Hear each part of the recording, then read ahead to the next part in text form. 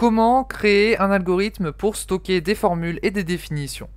C'est ce que veulent faire beaucoup de personnes, mais les gens généralement ne savent pas trop comment faire.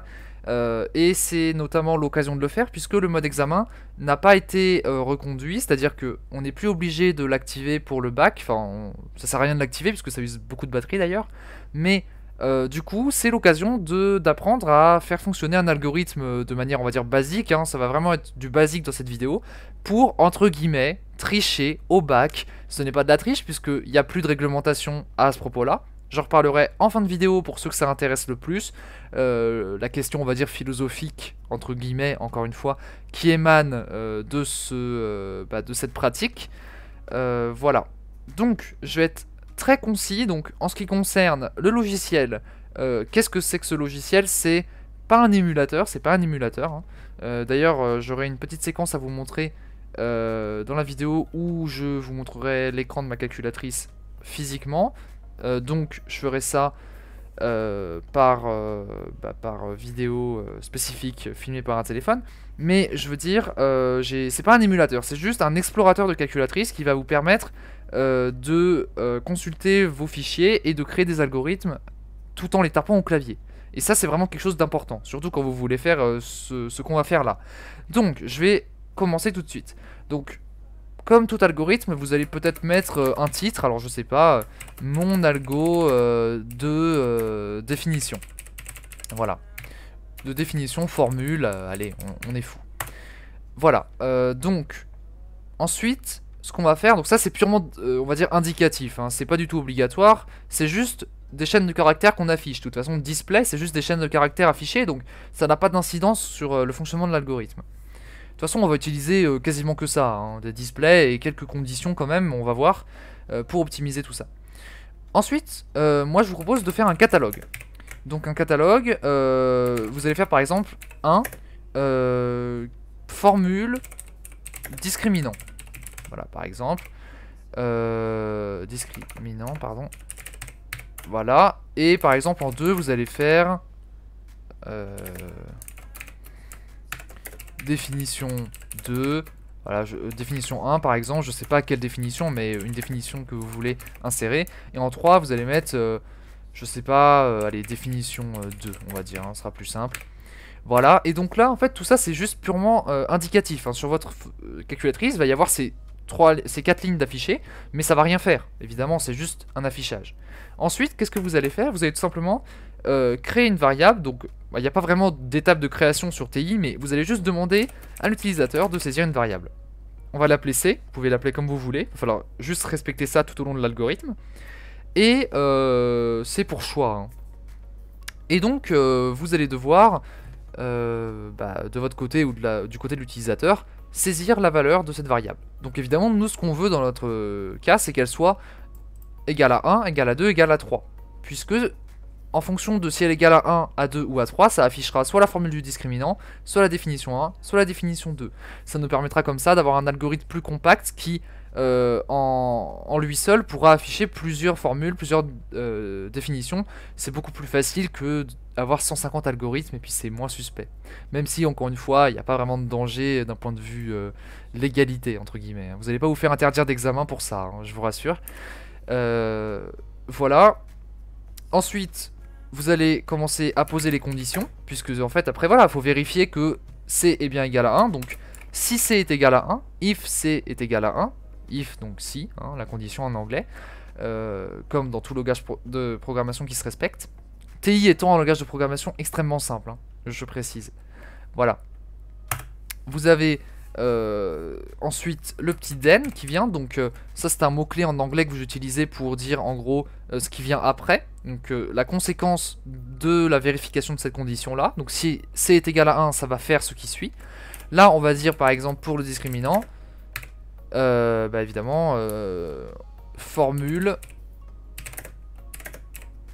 donc c'est B carré moins 4AC. Voilà. Et du coup, à partir de là, vous avez déjà votre première formule d'indiquer. Vous faites le petit end pour terminer l'algorithme si jamais cette condition est vérifiée. Voilà. Si vous voulez mettre d'autres choses ou 2 lignes de texte, vous pouvez, hein, il suffit juste de mettre un autre display, par exemple, discriminant, voilà, si vous voulez faire un truc un peu plus pimp. Et j'arrive pas à écrire, c'est incroyable. Voilà. Et là, vous faites la même chose, hein, vous répétez. Vous voyez, c'est vraiment extrêmement simple et c'est répétitif. Hein. Là, j'aurais pu... Ouais, je pourrais limite copier. Hein. Voilà, disp, définition 1. Encore une fois, pareil. Juste une précision, la TI 83, l'écran est très petit. Hein, donc, enfin, comme toutes les calculatrices scientifiques. Mais du coup, vous pouvez pas vous permettre de prolonger votre écriture trop loin. Parce que sinon, vous n'allez pas voir l'entièreté du message affiché. Et ça va pas le reporter à la deuxième ligne. Donc, dans ce cas-là, vous allez devoir créer, par exemple, définition 1, c'est là, mais... Par exemple, voilà, c'est là. Et là, vous mettez un autre display, meilleure définition. Voilà. Parce que là, vous êtes sûr que ça s'affichera bien complètement sur la calculatrice. Ce serait un peu dommage d'avoir une définition et de ne pas l'avoir en entier. Ou avoir des mots qui manquent, ce serait dommage. Voilà. Là, pareil, vous terminez. Et si c est égal à 3, bon bah voilà, vous avez compris le système. Hein. Then, disp égale def 3. Voilà, on a la fin d'écrire. Du coup, à partir de là, vous avez terminé. Voilà, c'est aussi simple que ça. Là, déjà, vous avez un algorithme qui est fonctionnel. Alors, à moins que j'ai fait des petites erreurs, mais je ne crois pas. Et qui va vous permettre d'afficher ce que vous voulez. Alors, vous pouvez aussi aller un petit peu plus loin en rajoutant des conditions supplémentaires. Donc, par exemple, si c'est supérieur à 3, alors ça va vous indiquer qu'il y a une erreur. Donc, voilà, C doit être compris entre... Voilà, là, vous mettez un deuxième disque. Entre 1 et 3. Voilà, si vous voulez exporter votre algorithme, on va dire, et faire comme nous avec notre site, j'en parlerai à la fin pour ceux que ça intéresse, en proposer en ligne pour un grand nombre de personnes, c'est mieux de faire ça. Voilà, et puis vous faites la même chose, par exemple, si jamais... voilà, hop, si jamais C est inférieur à 1. Alors, on se retrouve sur la calculatrice pour attester de la fonctionnalité du programme. Donc là voilà, c'est le 7ème. Tac, donc je vous montre hein, rapidement, ça fonctionne, hein, mais ça vous vous en doutez, mais voilà. La formule du discriminant, la définition 1, donc elle est là, la meilleure définition. Entrée 3, la définition 3. Voilà, donc ça marche à la perfection. Évidemment, si vous voulez tester pour les vérifications, voilà, donc C doit être compris entre 1 et 3 si ma valeur est supérieure à 3. Et si je fais la même chose, par exemple, avec 0 ou alors une valeur négative, eh bien ça me fera la même chose. Voilà. Alors, dernière partie de la vidéo, donc qui est peut-être la plus importante, donc je vous invite à rester.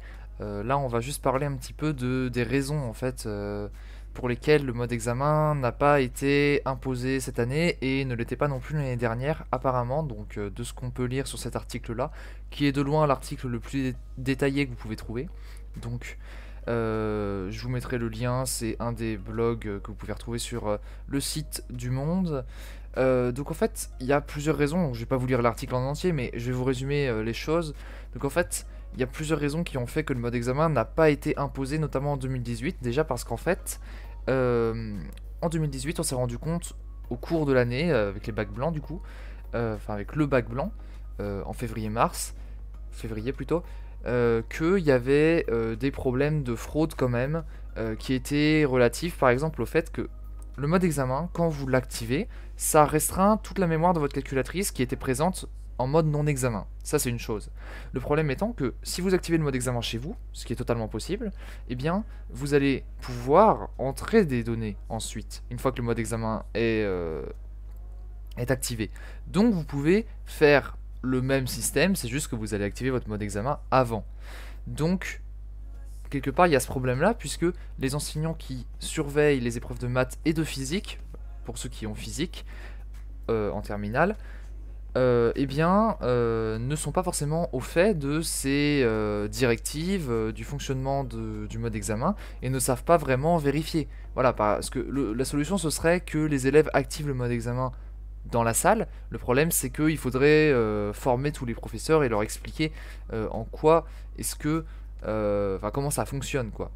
Voilà, ce qui n'est pas le cas évidemment aujourd'hui. Donc ça peut ouvrir déjà la porte à une fraude très très simple qui est juste d'activer le mode examen en dehors. Bon. Il y a aussi un autre problème relatif à certains modèles de calculatrice parce que là j'ai fait le tuto sur la TI 83 et les TI de manière générale parce que c'est celle que j'ai, c'est celle que mon lycée préconise, mais il n'y a pas que celle-là. Et certaines calculatrices ont un mode examen qui est particulièrement difficile à enlever, donc c'est ce qu'ils évoquaient dans l'article. Alors je sais plus où c'est. Euh, bon voilà, vous retrouverez voilà ici, par exemple la Lexibook. C'est extrêmement difficile de la déverrouiller. Il faut avoir le même modèle de calculatrice, les connecter et que une des deux ne soit pas en mode examen. Ce qui est totalement, enfin voilà, c'est totalement irréaliste parce que si vous n'en avez pas chez vous, bah, vous pouvez pas la déverrouiller. Donc c'est très compliqué. Voilà. Et du coup, il y a eu ce problème-là. Et puis voilà, il y a aussi d'autres soucis que je vous invite à découvrir avec cet article, qui sont relatifs notamment au fait que à 25% de batterie, si on essaye d'activer le mode examen, bon, ceux qui viennent avec 25% de batterie au bac, déjà, ils sont un peu dérangés, mais euh, bah en fait, ça bloque la calculatrice. Et du coup, bah, généralement, on est obligé de laisser l'élève composer, puisque s'il active le mode examen, il peut plus utiliser sa calculatrice. Donc voilà. Il y a aussi ce problème-là. euh, et notamment, on peut aussi se poser une autre question. Alors, elle n'est pas vraiment évoquée dans l'article, mais moi je la pose. Alors, si, peut-être à la fin, je crois. C'est on- est-ce que sincèrement c'est grave de pouvoir intégrer des anti-sèches entre guillemets dans une calculatrice, surtout en maths, alors en physique, bon je ne sais pas moi, mais en physique peut-être que c'est plus important de restreindre la triche, mais en maths est-ce que c'est très grave de mettre quelques définitions, quelques formules, étant donné que ce qu'on essaye d'évaluer c'est pas tant le résultat, pas tant les... Enfin, c'est surtout la démarche.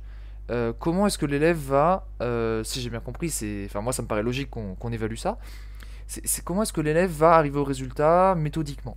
Et donc finalement, le fait qu'il se soit, entre guillemets, bourré le crâne de formules et de définitions, alors qu'on a déjà plein de trucs à apprendre dans d'autres matières, et là pour le coup on a besoin de notre mémoire, est-ce que c'est pas un petit peu superflu? Est-ce que on préfère pas les têtes bien faites, qui savent donc plus raisonner méthodiquement, que des têtes bien pleines qui ont juste emmagasiné une quantité incommensurable de connaissances, juste pour pouvoir les ressortir? Parce que le risque de ça, c'est juste de ressortir des connaissances et d'être un peu bloqué à la moindre difficulté, à la moindre divergence par rapport au cours. Voilà, donc c'est un peu le problème. Moi je pose la question, est-ce que c'est vraiment grave de pouvoir faire ça? En tout cas, sachez que cette année, il n'y a pas de raison pour qu'on ne puisse pas le faire, hein. Donc officiellement, je l'ai mis en début de vidéo, mais officiellement, ce n'est pas reconduit. Alors attendez, je vous remets directement. Alors attendez, mode examen et du school, donc c'est une directive officielle. Voilà. Les candidats qui disposent d'une calculatrice avec mode examen ne devront pas l'activer le jour des épreuves. Voilà, donc c'est bien précisé, c'est bien spécifié. On n'aura pas obligation de l'activer. Voilà. Donc concrètement, voilà, maintenant vous en savez un peu plus sur les raisons de la désactivation de cette circulaire, on va dire, qui visait à, à autoriser, à interdire les calculatrices qui n'étaient pas en mode examen.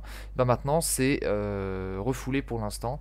Peut-être que dans les années à venir, ce sera réhabilité, on ne sait pas. Je tiens à préciser aussi qu'il y a même des professeurs, alors je sais en filière technologique, après j'ai pas les sources exactes, hein, mais qui ont déjà préparé des algorithmes pour leurs élèves. Donc pour vous montrer quand même que c'est quelque chose qui n'est pas si hors la loi que ça, parce qu'en fait ça ne l'est pas. Du moment où il n'y a pas de directive officielle, ça ne l'est pas. Rien ne nous empêche d'être un peu intelligent et de faire usage de notre calculatrice, hein, en fait. Faire usage de ce qui nous est donné. Voilà. Du coup, je vais pas m'étendre plus sur le sujet. Il y a pas mal de choses à dire, je pense, à ce sujet-là, mais voilà, c'est pour pas que la vidéo dure 50 minutes non plus. Et du coup, bah, si ça vous a plu, vous savez quoi faire, un petit like, vous abonner. En fait, surtout ce qui nous intéresserait, c'est que vous alliez rendre visite à notre site web myfiche.fr où on fait des fiches de cours, on propose des algorithmes déjà faits avec certaines formules et autres, donc je vous invite à aller voir, et aussi des fiches de cours pour les filières générales surtout, hein, il faut dire ce qui est, mais voilà, si ça vous dit d'y aller, bah, n'hésitez pas, ça nous ferait très plaisir, et sur ce je vous dis à plus.